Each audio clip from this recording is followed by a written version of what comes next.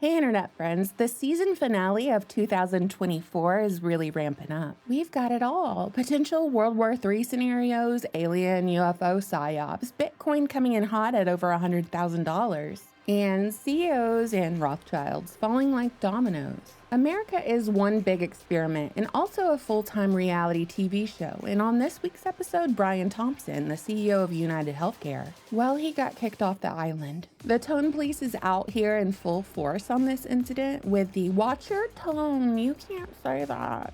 And I just want to state that on this channel, we do not condone violence of any kind, not even vigilante justice, but sometimes I will make a passing comment about it with a little twinkle in my eye, okay? Now that that's out of the way, here's what happened. Like I said, Brian was targeted in Midtown Manhattan right before 7 a.m. on December 4th. The attack happened outside New York's Hilton Midtown, where the United Healthcare CEO was heading back to speak at an investor conference. It was there that his attacker, in broad daylight, very aware of cameras and knowing that he was being recorded, though wearing a face mask, basically mag dumped into the CEO, then fled on foot. It was reported later that the bullet casings found on the scene had words written on them like defend, depose, and deny, which is theorized to be in reference to this book about how insurers deny claims and won't pay them. Some folks have speculated that this could be a misdirection sort of move by a professional to paint the motive of the CEO's attacker as like an enraged everyman looking for revenge instead of a professional assassin who was operating under different motives. And look, people are saying he's a professional based on his calm demeanor and his handling of his firearm and his suppressor, but this guy could just be proficient and capable and have nothing left to lose. But one thing is for sure, he's certainly sending a message, isn't he? And police have put out a $10,000 reward for finding the CEO's killer. And one of my favorite tweets about the reward reads, $10,000? What is this, a joke? You can make more winning off an episode of Chopped. Also, can you imagine being the detective assigned to this case? Well, let's see who would want to hurt this insurance CEO. We're on the lookout for a person who's been financially ruined by the U.S. healthcare system. There are 10 million suspects.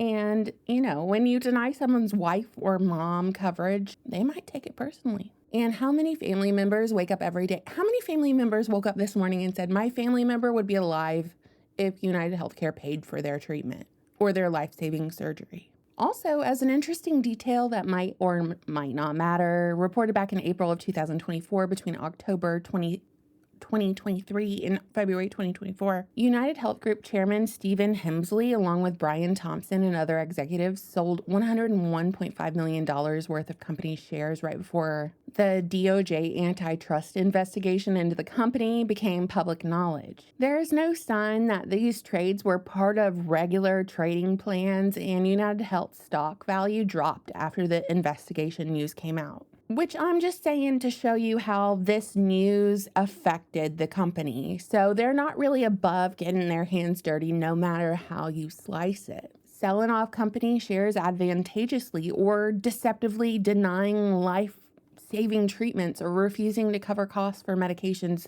that your children or your mama or your grandma need. If you haven't already, you should go to Facebook and read the reactions to the announcement of the passing of the United Healthcare CEO on Facebook. They had to turn off the comments, it got so bad. And if I were a CEO or banker, scratch that actually. No. I was about to say I would read through these comments and I would think long and hard about my actions and if they're worth the money in exchange for the suffering and pain of the masses and having a body count higher than Voldemort. And, but these people don't think like us, so I take it back. I tried to screenshot some of these. I'm seeing posts about a guy whose young son kept getting denied coverage for a wheelchair and another whose wife with stage 4 cancer was getting denied treatment, and they go on and on, forever and ever. We've got one saying they've taken an Uber to the hospital so they don't have to pay thousands of dollars for a 1.5-mile ride in an ambulance. This is one issue the left gets right, and I'm just going to say it.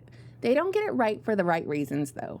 Right now, all your Republican pundits are hot on the chase activating their audience to find this guy. Standing on the soapbox talking about capitalism and the free market and right and wrong and yada, yada, yada. But my free market, we love our billionaire CEOs. No, wake up. We don't have a free market, y'all. We ceased having a free market when a private bank took over our country's financial system. The Federal Reserve, a foreign bank with no responsibility or care for our country or its people, they have control over the thing we work so hard for every single day. The thing that grants access to your child's wheelchair or your mom's insulin or your grandma's hip replacement or your medication. Obamacare is government overreach and should never be muttered in the same sentence as free market. Any free market talk around health insurance is delusional. And I know that's kind of gaslighty of me to say. It's a delusional take. I'm sorry I have to be the one to tell you. I'm sure you're all on board with this and this is not new news to y'all. Health insurance is absolutely not in any way, shape, or form healthcare. It's just an extortion racket.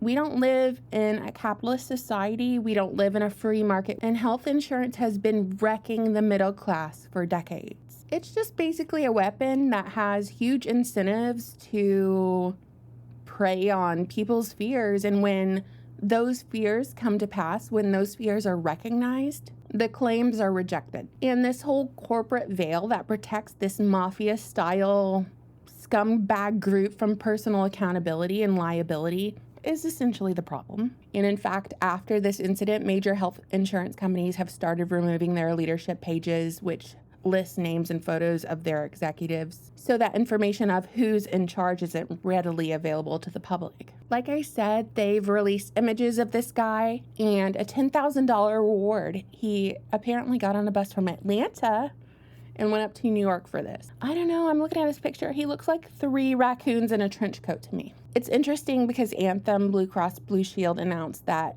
in Connecticut, New York, and Missouri, they announced this mid-November, that they were gonna stop coverage of the full duration of anesthesia if a surgery or procedure exceeds a certain time limit, regardless of the actual length of surgery. The policy, effective from February 1st, 2025, could leave patients with unexpected medical bills if complications or extended procedures occur. But wait, I have good news to end this video with. In Connecticut, and they're talking about in New York, Blue Cross Blue Shield is walking this back. They're saying JK, y'all.